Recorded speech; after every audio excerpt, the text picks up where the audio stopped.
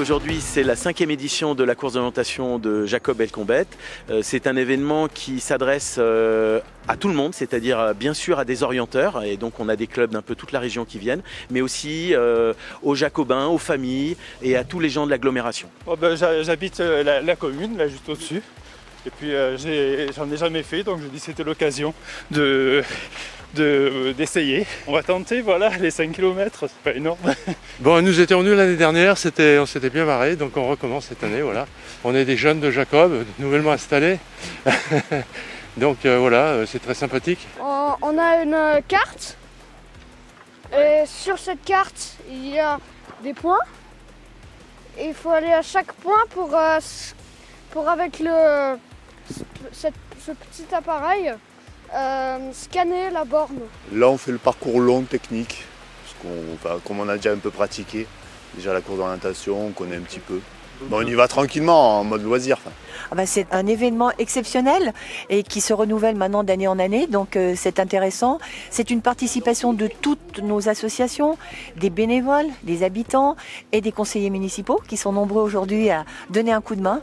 Donc c'est vraiment un événement qu'on apprécie sur la commune. Il y a 5 parcours qui sont proposés, qui sont de distance plus ou moins longue. On est une commune qui est à la fois urbaine et boisée, donc on traverse toutes ces zones-là. Et donc il y a aussi un 5e parcours qui est destiné soit aux enfants, soit au sport adapté. Moi je vais partir sur le long, donc c'est le niveau orange. Ça fait 5 km 4, ça devrait être en ville surtout, peut-être un peu de forêt. C'est quand même une course, donc aller assez vite, mais essayer... moi je fais pas le même parcours, un truc plutôt mixte avec en forêt et puis en ville. Et le but, ça va être d'être assez fluide dans la course, d'enchaîner bien les postes, etc.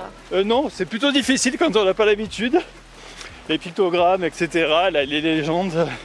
Mais bon, heureusement que je connais un peu le quartier, quoi. Dans mon cas présent, j'ai oublié mes lunettes, alors c'est pas si facile que ça. mais bon, on s'en sort avec l'orientation, on y arrive. Il faut savoir mémoriser pas mal de choses. Déjà la légende des cartes, parce que c'est pas les cartes classiques. Ce sont des cartes où les pictogrammes qui sont utilisés, c'est pas comme dans les cartes IGN.